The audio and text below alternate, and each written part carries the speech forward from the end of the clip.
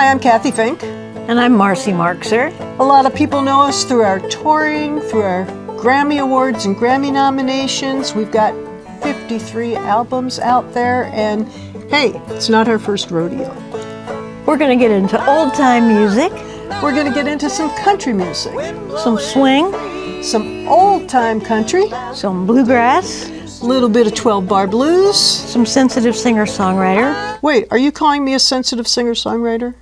Yes, you are. Perfect. You're going to learn the chord changes to different things. You're going to learn the approaches to these songs and even some of the different stylings that we play these chord changes in. We'll work on the number system of calling out chords. And in general, help you join a jam session or a group and really feel more empowered to play along. How my heart does yearn for you and the days used to be. You'll also have the option. You can send us videos of your playing or singing.